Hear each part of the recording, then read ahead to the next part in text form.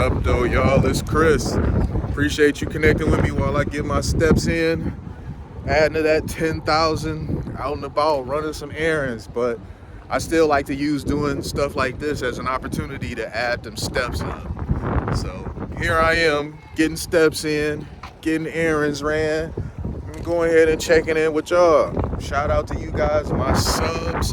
Thanks for joining along with me on the road to 5,000. Slow motion's better than no motion. The unofficial slogan for what we doing here. And let me just say, this news story really surprised me. Well, actually, no, it does, but it doesn't. Eric Adams, the mayor of NYC, who largely kept his mouth shut about all the stuff that was happening in New York. When he decided to step out of line, there was all this corruption stuff that came about. Suddenly, he being investigated. And he knew what it was.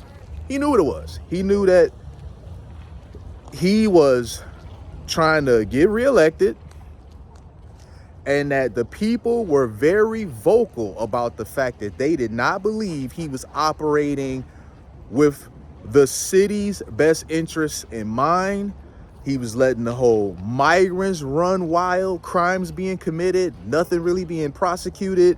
And he could tell the writing was on the wall that they was going to get him up out of there come time to vote again. So in my opinion, to try to save himself, to try to save his reputation with the citizens of New York and increase his chances of getting reelected, he becomes a standout and starts speaking out against the things that are happening in New York. Well, we know the powers that be, who they were. They didn't like this very much. And I find it very convenient how the moment he speaks out against all the crime and the migrants being a sanctuary city, tax dollars being spent on keeping them, suddenly he's under investigation.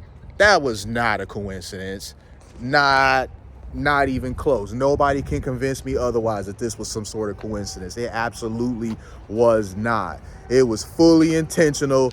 The timing was just too good for it to, they just happened to be doing an investigation on him and they make the announcement of it when he starts speaking out like that. Nah, whatever dirt they say they have on him, they been had it on him. And they were okay with him doing whatever alleged dirt, as long as he continued to stay in line.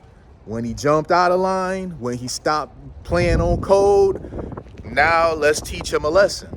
So he gave some press conference where he was saying that he is going to be cooperating with the Border Czar, Trump's appointed Border Czar, who seems like he's going to actually deport people and not allow migrants to just walk over and do whatever they want.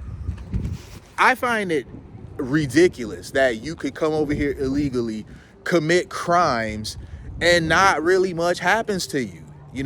In fact, the news, and this is why, legacy media is dying way that it is, they would not even report on things. It seemed like they put more effort into creating narratives of the news and actually reporting the news. And people remember that. This is why legacy media, people really don't trust them like they used to, because they've done a really good job of creating this distrust with the public. When you are making news or spinning narratives of news more than actually reporting it, you can make people believe anything. You can come up with anything and sell it because you have a large enough platform and people believe, oh, well, these large platforms, they wouldn't just lie, would they? Of course they would. But the majority of people, they're not going to think that. They're going to think because it's on big news that it must be factual. That's not the case. So Eric Adams has announced he's going to be cooperating with the Border Czar. He's going to be going along with deporting illegals. And he knows full well that on the left, this is not going to be popular. And so he challenges woke culture to cancel him. He said, go ahead and cancel me. I thought that was I thought that was great. I love it, actually. I love the fact that he's in a damned if you do, damned if you don't type of situation. But regardless, he's at least, in my opinion, choosing the right side to be on in this. Because being quiet and going along with all this stuff like he's been up to this point, it's not done him any favors. New York has really declined in terms of the allure of it. You know, New York, and he said this before, New York has a brand.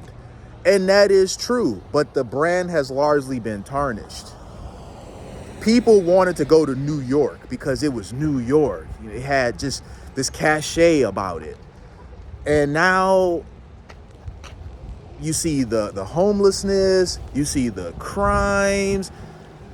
It's not the same. People, they don't want to be bothered with that. And why should they? You know, if you want to take a vacation somewhere, you want to take a trip somewhere, you've been curious, you want to get out. New York used to be one of them top 5 places that you wanted to go. Now, not so much, because it's lost the allure. I mean, even down to the pest problem that they have. 2 million rats is what was reported. Come on now, that's totally unacceptable. Y'all spending hundreds of millions of dollars feeding and housing migrants, and you've got 2 million rats running around the city. Can't nothing out of the budget go towards that? Everything got to go towards the migrants, really?